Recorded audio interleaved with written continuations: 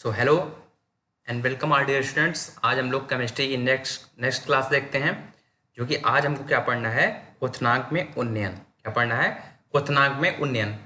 तो अभी तक इसे शुरू करें। जो लोग अभी तक चैनल को सब्सक्राइब नहीं किए हैं वो लोग चैनल को जल्द से जल्द सब्सक्राइब कर दें और लाइक कमेंट्स जरूर किया करें। आइए आगे चलते हैं और हम पढ़ते हैं कि क्वथनांक में उन्नयन क्या होता है। ठीक है, तो उससे पहले समझिए कि ये क्वथनांक, एक टर्म आ रहा है ना क्वथनांक, वैसे तो पढ़े होंगे लेकिन इसको समझिए कि क्वथनांक होता क्या है। तो क्वथनांक वह ताप होता है जिस पर द्रव का वाष्प दाब वायुमंडलीय दाब के बराबर हो जाता है। क्या? क्वथनांक क्या होता है? क्वथनांक वह ताप होता है, वह ताप होता है जिस तापमान पर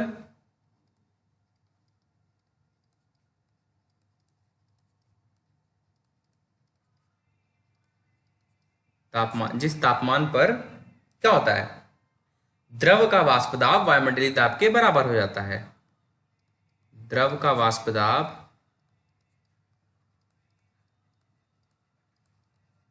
वायुमंडलीय दाब के बराबर हो जाता है। वायुमंडलीय दाब के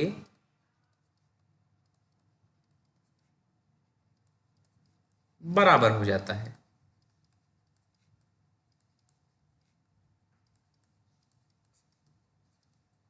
ठीक है, यानी क्वथनांक वह ताप है जिस ताप पर एक द्रव का वाष्प दाब जो होता है वो वायुमंडलीय दाब के बराबर हो जाता है ना।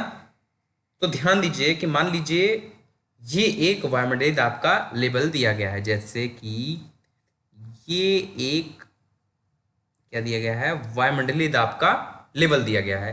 तो लिख देते हैं हम वायुमंडलीय दाब, है ना। तो ये वायुमंडलीय दाब का लेवल दिया गया है। इसी तरह जल का वाष्प दाब का भी लेवल दिया गया है। मान लीजिए कि ये जो है, ये क्या है, जल का वाष्प दाब, जल का वाष्प दाब है। ठीक है, एकदम ध्यान से समझिएगा, एकदम ध्यान से समझना है यहाँ पे। यानी ये जो जल का वाष्प दाब है, इसके डिफिनेशन के अनुसार देखिए, क्वथनांक मतलब क्या होता है? क्वथनांक मतलब होता ही है वृद्धि। क्या होता है? वृद्धि होता है। क्वथनांक का मतलब ही वृद्धि होता है। तो चूंकि यहां पे हम लोग डिफिनेशन पढ़ के आ रहे हैं कि क्वथनांक वह ताप होता है जिस तापमान पर द्रव का वाष्प दाब वायुमंडलीय दाब के बराबर हो जाता है। तो इसका मतलब ये है, यानी कि जो जल का वाष्प दाब है, ये जो जल का वाष्प दाब है, जब ये वायुमंडलीय दाब के बराबर हो जाएगा जिस ताप पर, तो उस ताप को हम क्या कहेंगे? क्वथनांक कहेंगे। तो ये बराबर कैसे कब होता है ना, ये बराबर कैसे और कब होता है? तो बराबर तब होगा जब जल के वाष्प दाब को आप बढ़ाएंगे। क्या? बराबर तब होगा जब जल के वाष्प दाब को आप बढ़ाएंगे। और जल का वाष्प दाब तब बढ़ता है जब इसके टेम्परेचर में वृद्धि की जाए। क्या? टेम्परेचर इंक्रीज किया जाए, अभी इसके वाष्प दाब में बढ़ोतरी होती है। समझ रहे हैं कि नहीं समझ रहे हैं? तो ताप बढ़ाने पर जल का वाष्प दाब बढ़ेगा। ताप बढ़ाने पर जल का वाष्प दाब बढ़ेगा, और एक ऐसा समय आएगा जब ये जो जल का वाष्प दाब है ये किसके बराबर हो जाएगा? वायुमंडलीय दाब के बराबर हो जाएगा। यानी कि ये जो जल का वाष्प दाब है एक स्थिति में किसके बराबर हो जाएगा? वायुमंडलीय दाब के बराबर हो जाएगा। तो वायुमंडलीय दाब के बराबर होने का मतलब कि इसका ताप लगभग क्या हो गया? लगभग 100 डिग्री सेल्सियस हो गया। कितना हो गया? लगभग 100 डिग्री सेल्सियस हो गया। ठीक है, तो जिस समय ताप 100 डिग्री सेल्सियस हो जाएगा उस समय ये वायुमंडलीय दाब के बराबर हो जाएगा। तो जब तक जल का वाष्प दाब वायुमंडलीय दाब के बराबर नहीं हो जाएगा तब तक ये वाष्प में परिवर्तित नहीं होगा। यानी कि जब इसे ये 100 डिग्री सेल्सियस तक बढ़ाएंगे तो ये वायुमंडलीय दाब के बराबर हो जाएगा। यानी कि ये जो 100 डिग्री सेल्सियस है, यही क्या हुआ? हमारा क्वथनांक हुआ। क्या हुआ? क्वथनांक हुआ।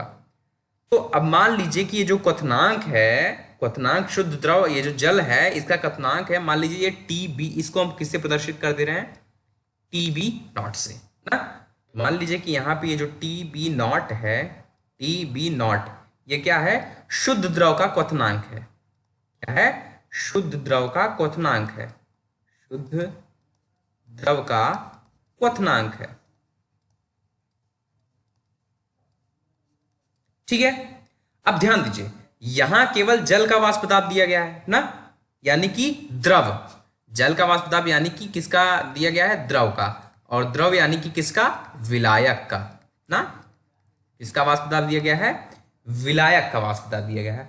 अब जब हम लोग इसमें ठोस मिला देंगे, इसमें जल में ना, जल में जब हम लोग ठोस मिला देंगे, जैसे कि अगर मान लीजिए हम लोग NaCl मिला दिए, NaCl, NaCl क्या होता है, अवाष्पशील पदार्थ होता है, अवाष्पशील पदार्थ होता है। ठीक है, इसको जानते हैं। तो आपको बताया गया है कि जब द्रव में अवाष्पशील पदार्थ मिला देते हैं, जब ये द्रव है इसमें अवाष्पशील पदार्थ मिला देते हैं, तो उस समय वाष्प दाब क्या हो जाता है, कम हो जाता है। क्या हो जाता है, कम। फिर से सुन लीजिए, जब किसी द्रव में अवाष्पशील पदार्थ मिला देते हैं तो उसका वाष्प दाब क्या हो जाता है, कम हो जाता है ना। अब अगर वायुमंडलीय दाब पर पहुंचना है, मान लीजिए कि अब जैसे इस जल में हम लोग क्या मिला दिए, कोई भी जैसे NaCl मिला दिए हैं, ठीक है, तो इसको इरेज कर देते हैं आप लोग, यहाँ पे हमें जगह चाहिए, ठीक है, इसको इरेज कर दे रहे हैं। ठीक है, वैसे तो हम लोग मान चुके हैं टीबी नॉट, तो इसको थोड़ा सा इरेज कर दे रहे हैं और यहाँ पे लिख दे रहे हैं हम माने क्या क्या हैं। ठीक है, यहाँ पे लिख दे रहे हैं। तो अभी तक क्या माने हैं, ये जो टीबी नॉट था इसको शुद्ध द्रव का क्वथनांक माने थे। क्या, टीबी नॉट को क्या माने थे, शुद्ध द्रव का क्वथनांक, शुद्ध द्रव का क्वथनांक। ठीक है, तो अब जब हम लोग क्या, अब अगर वायुमंडल जैसे अब इसी को अब यहीं पे ये जो अब देखिए NaCl मिला दिया ना, तो NaCl वाला का भी अब यहाँ पे देखिए हम क्या बोल रहे हैं कि जैसे ही इसमें NaCl मिला है, अवाष्पशील पदार्थ मिला है, इसका मतलब किसका, जल में NaCl मिला रहे हो, मतलब कि सॉलिड मिला रहे हो, इसका मतलब कि वो विलयन हो गया ना, विलयन, ये विलायक है भी जल, मतलब कि वो विलयन हो गया। इसका मतलब कि अब उसका वाष्प दाब क्या हो जाएगा, कम हो जाएगा, सीधी सी बात है। तो यहाँ पे आइए उसका भी डायग्राम एक बना लेते हैं। जैसे मान लीजिए कि ये जो लेवल है ये किसका हो गया, H2O प्लस NaCl का। ठीक है, H2O प्लस NaCl का वाष्प दाब हो गया, जो कि क्या हो गया, जल के वाष्प दाब की अपेक्षा में कम हो गया। ठीक है, तो अब सोचिए, अब अगर वायुमंडलीय दाब पर पहुंचना है, इसकी अपेक्षा, इसके लिए H2O प्लस NaCl से अब वायुमंडलीय दाब पर पहुंचना है, तो और ताप, हमें और ताप बढ़ाना पड़ेगा, है कि नहीं। जैसे अब यहां से हमको इसका, अब ये जो विलयन है, अब इसका वाष्प दाब क्या हो गया, कम हो गया है, तो अब हमें और ताप बढ़ाना पड़ेगा ना, और ताप बढ़ाना पड़ेगा, किस कहां पहुंचने के लिए, वायुमंडलीय दाब तक पहुंचने के लिए। यानी कि अब 100 से ज्यादा ताप की जरूरत हमको है ना, मतलब अब की बार ताप में वृद्धि, यानी क्वथनांक क्या हो जाएगा, बढ़ जाएगा। इसमें 100 था, 100 डिग्री सेल्सियस हम लोग क्वथनांक पे पहुंच जा रहे थे। अब चूंकि यहां पे वाष्प दाब कम हो गया है, क्यों वाष्प दाब कम हो गया है, क्योंकि जल में अब हम लोग सॉलिड मिक्स कर दिए हैं, इसलिए क्या हो गया, इसका वाष्प दाब कम हो गया है। तो वाष्प दाब कम हो गया है, तो इसको और अधिक ताप चाहिए वायुमंडलीय दाब तक पहुंचने के लिए। तो जैसे कि यहां माने थे कि ये जल का जो वाष्प दाब था इसको टीबी नॉट मान लिए थे, तो अब क्या करते हैं, अब जो इसके लिए हमें जो क्वथनांक की जरूरत होगी उसको मान लीजिए कि वो टीबी है, किसके लिए, इस विलयन के लिए। ये विलायक था तो ये विलयन हो गया, क्योंकि इसमें सॉलिड मिक्स कर दिए हैं। तो मान लीजिए कि ये जो टीबी है ये क्या हो गया, विलयन का क्वथनांक हो गया, विलयन यानी H2O प्लस NaCl, विलयन का क्वथनांक हो गया। ठीक है, विलयन का। अब यदि अब हमको बढ़ाना हुआ है, देखिए यहां पे अब बढ़ जाएगा ना, जैसे ताप बढ़ाएंगे तो ये वायुमंडलीय दाब पे पहुंचेगा। इससे स्पष्ट हुआ कि जब जब वाष्प दाब घटता है क्वथनांक क्या होता है, बढ़ जाता है ना। यहां पे जल का वाष्प दाब क्या था, इसकी अपेक्षा में ज्यादा था।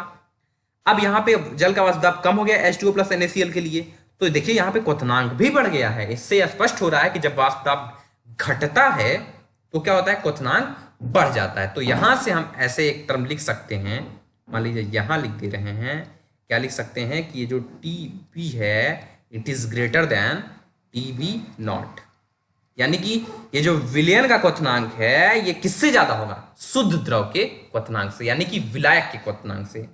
अगर ज्ञात करना हो हमें कि कितनी वृद्धि हुई है ना, यानी कि क्वथनांक में कितना उन्नयन हुआ है, तो इसे हम किससे प्रदर्शित करते हैं, डेल्टा TB से, और ये के बराबर क्या हो जाएगा, TB minus T not, TB not, यानी कि विलयन का क्वथनांक माइनस शुद्ध द्रव का क्वथनांक कर देंगे तो हमें क्वथनांक में उन्नयन क्या होगा, प्राप्त हो जाएगा। ठीक है, तो ये रहा क्या, क्वथनांक में उन्नयन। तो आइए इसको डिफिनेशन तौर पे एक बार हम देख लेते हैं। ठीक है, आइए देख लेते हैं कि क्वथनांक में उन्नयन क्या होता है। तो किसी शुद्ध विलायक में अवाष्पशील विलेय को घोलने पर विलयन का वाष्प दाब कम हो जाता है। किसी विलायक के क्वथनांक में उत्पन्न इस वृद्धि को विलायक के क्वथनांक में उन्नयन कहा जाता है। ठीक है, क्या कहा जाता है, क्वथनांक में उन्नयन कहा जाता है।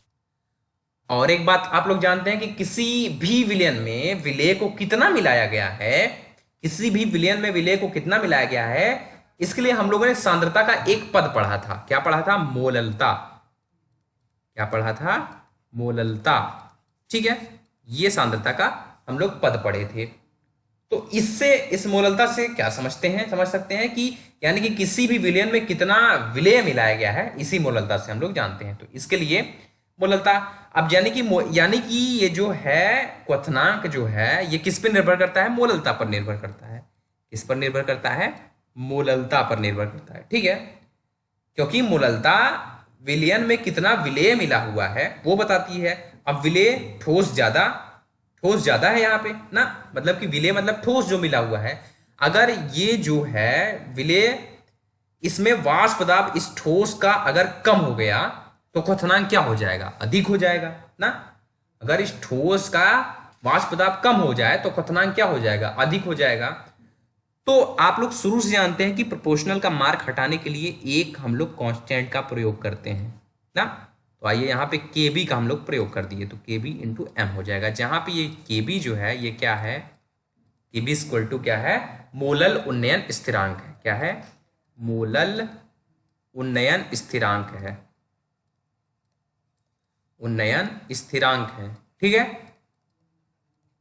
मोलल उन्नयन स्थिरांक है। तो हम मोललता का आपको फार्मूला बता दिया, आइए उसको पुट कर देते हैं। तो TB इक्वल टू क्या हो जाएगा, KB इंटू, जो लोग मोललता के लिए नहीं देखें वो पिछला वीडियो देख लेंगे, मोललता को समझ लेंगे, अच्छे से पढ़ लेंगे, तो फिर इस वीडियो को देखेंगे। तो क्या हो जाएगा, KB इंटू कैपिटल W अपान क्या हो जाएगा, W हो जाएगा इंटू M हो जाएगा, और M क्या, मॉलिक्यूलर किसका होगा, विलेय का, मॉलिक्यूलर मास विलेय का, इंटू कितना हो जाएगा 1000। ठीक है, तो ये हमें फाइनली किसका, क्वथनांक में उन्नयन का फार्मूला प्राप्त हो गया। ठीक है, तो आइए अब हम लोग क्या पढ़ते हैं, हिमांक में अवनमन के बारे में पढ़ते हैं। तो अब हम लोग समझते हैं कि हिमांक में अवनमन क्या होता है। क्या, हिमांक में अवनमन क्या होता है। तो अवनमन मतलब आप लोग समझते हैं, अवनमन मतलब क्या होता है, कमी ही होता है। ठीक है, समझते ही हैं। तो सबसे पहले हम क्या समझ लेते हैं, हिमांक के बारे में समझ लेते हैं कि ये जो टर्म दिया है हिमांक, ये क्या होता है। तो जैसे कि हिमांक क्या होता है, हिमांक वो टेम्परेचर होता है, हिमांक क्या होता है, वो टेम्परेचर होता है जिस पर किसी द्रव, एकदम ध्यान से समझिएगा, हिमांक वह टेम्परेचर होता है जिस पर किसी द्रव अवस्था का वाष्प दाब ठोस अवस्था के वाष्प दाब के बराबर हो जाता है। द्रव अवस्था का वाष्प दाब किसके बराबर हो जाता है, ठोस अवस्था के वाष्प दाब के बराबर हो जाता है ना। तो उसी टेम्परेचर को हम क्या कहते हैं, उसी टेम्परेचर को हम हिमांक कहते हैं। यानी कि जैसे मान लीजिए कि अगर हम लेवल की चर्चा करें कि जैसे मान लीजिए ये जो लेवल है ये शुद्ध विलायक का है, मान लीजिए शुद्ध विलायक या जल का, मान लीजिए शुद्ध विलायक यानी जल का लेवल मान लीजिए। ठीक है, तो और यहाँ पे एक लेवल मान लीजिए कि ये लेवल किसका है, ये लेवल मान लीजिए कि ठोस अवस्था का वाष्प दाब है। किसका? ठोस अवस्था का, यानी कि जो NaCl मिला या कुछ भी मिलाइए, हमने NaCl एग्जाम्पल ले रहे हैं, ठोस अवस्था का वाष्प दाब है, वाष्प दाब है। ठीक है, तो हम लोग अभी पिछले में क्या पढ़ के आ रहे हैं, क्वथनांक में उन्नयन में पढ़ के आ रहे थे कि जब ये शुद्ध विलायक था, इसको इसका ताप जब बढ़ा दे रहे थे तो तभी ये वायुमंडलीय दाब के बराबर हो रहा था। अब यहाँ पे क्या होगा, जब इस शुद्ध विलायक का ताप जो है, इस शुद्ध विलायक का ताप हम लोग घटा देंगे, क्या कर देंगे, घटा देंगे। जब ताप कम कर देंगे तो ये जिस बिंदु पर पहुंचेगा, ऐसे एक ऐसे बिंदु पर पहुंच जाएगा जिसे हम कहते हैं हिमांक बिंदु। क्या कहते हैं? हिमांक बिंदु। यानी कि जब हम ताप बढ़ाते हैं तो वायुमंडलीय दाब के बराबर हो जाता है और उसको कहते हैं क्वथनांक बिंदु। और जब ताप घटा देते हैं शुद्ध विलायक का तो वो कहाँ पहुंच जाता है, हिमांक बिंदु पर पहुंच जाता है। किस पर पहुंच जाता है? हिमांक बिंदु पर। और मान लीजिए कि हम इसे TF0 से प्रदर्शित करते हैं। क्या? TF0 से। जैसे कि तो इसका मतलब क्या हुआ कि ये जो TF0 हो गया, ये क्या हो गया, शुद्ध विलायक का हिमांक बिंदु हो गया। क्या हो गया? शुद्ध विलायक का हिमांक बिंदु हो गया।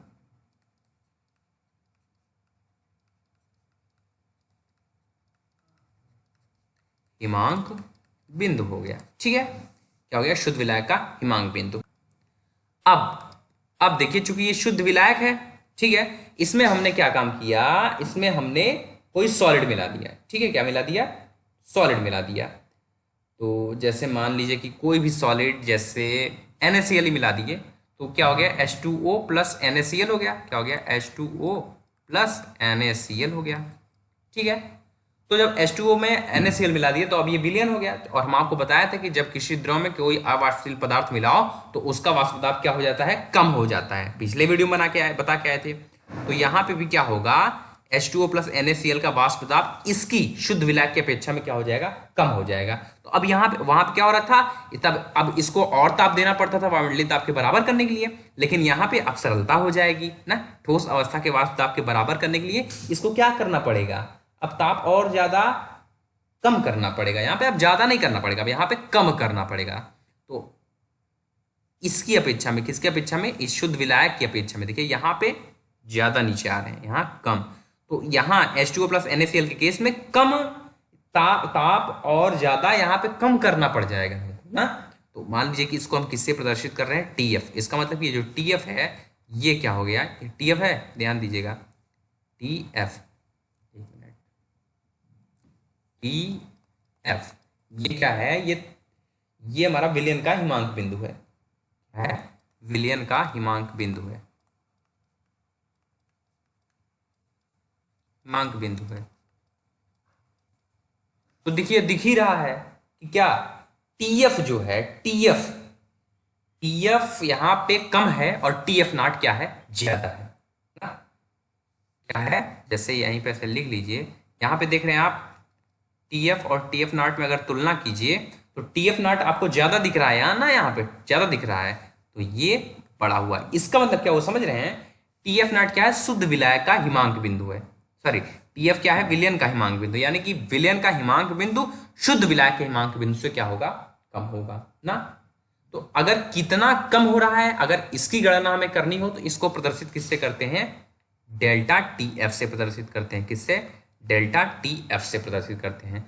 तो अगर बोल दे कोई कमी पूछ लिया तो क्या हो जाएगा, कमी हमको बड़े वाले में से छोटे वाले घटा तो क्या हो जाएगा, TF0 माइनस TF। तो यही क्या हो जाएगा, कमी।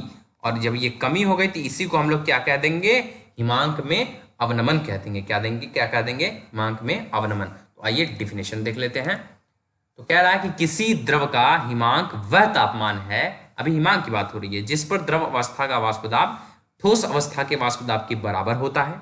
अर्थात एक विलयन का हिमीकरण तभी होता है जब उसका वाष्प दाब ठोस विलायक के वाष्प दाब के बराबर हो जाता है। बस अभी देखिए बता के ही आ रहे हैं, ये बता के आ रहे हैं। ठीक है, आइए और देख लेते हैं कि जब किसी विलेय, यहाँ विलेय होगा, ठीक है, यहाँ ये अभी लिख लीजिएगा, पदार्थ को किसी विलायक में घोला जाता है, वहां पे क्या हमको घोले ना, NaCl अभी घोले हैं, तो किसी विलेय पदार्थ को विलायक में घोला जाता है तो विलायक का हिमांक कम हो जाता है। तो हिमांक में उत्पन्न इसी कमी को हिमांक में क्या कहा जाता है, अवनमन कहा जाता है। क्या कहा जाता है? अवनमन कहा जाता है।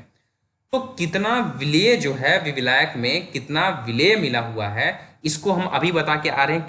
किससे हमें मालूम चलता है? मोललता से मालूम चलता है ना, मोललता से मालूम चलता है, यानी कि ठोस कितना मिला रहे हैं ना। तो इसी प्रकार तब इसका मतलब यहाँ क्या हो जाएगा, यहाँ जो डेल्टा टी एफ है ये किस पे निर्भर करेगा? मोललता पे निर्भर करेगा ना।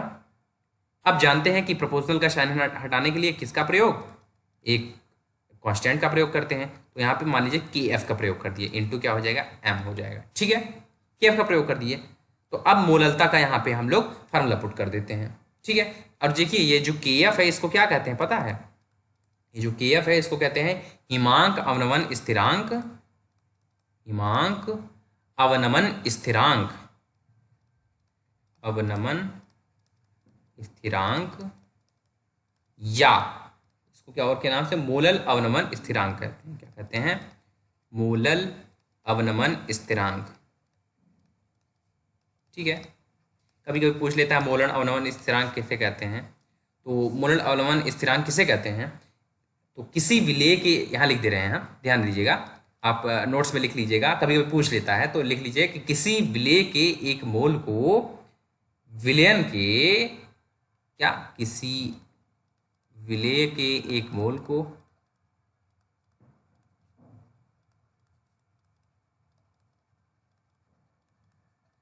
विलयन के 1000 में घोलने पर,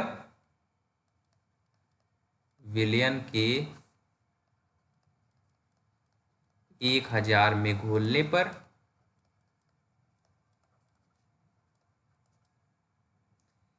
हिमांक में जो अवनमन होता है,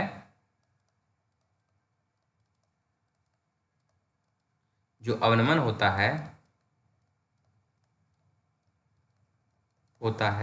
उसी को क्या कहते हैं हम लोग? मोलल अवनमन स्थिरांक कहते हैं। ठीक है, आइए अब यहाँ पे m की वैल्यू रख देते हैं। तो क्या हो जाएगा? Delta T F. अगर कभी बोल दिया कि डेल्टा टी एफ और मोललता में संबंध बताइए, तो बस यही के एफ इंटू एम में m की जगह पे मान रख देना। तो क्या हो जाएगा? हमें प्राप्त हो जाएगा 1000 इंटू के एफ इंटू डब्ल्यू पान डब्ल्यू इंटू एम। ठीक है, तो ये हमारा संबंध हो गया किसके किसके बीच में? T F, delta T F यानी कि हिमांक में अवनमन और मोललता के बीच में। ठीक है, तो आज के लिए फिलहाल इतना ही करते हैं, और नेक्स्ट वीडियो में हम लोग परासरण दाब के बारे में देखेंगे, वन हाफ गुणांक के बारे में देखेंगे, और कुछ देर में चैप्टर फिनिश कर देंगे। तो आज के लिए बाय बाय। और जो लोग अभी तक चैनल को सब्सक्राइब नहीं किए हैं वो लोग चैनल को सब्सक्राइब कर लें, लाइक कीजिए, शेयर कीजिए। बहुत बहुत धन्यवाद।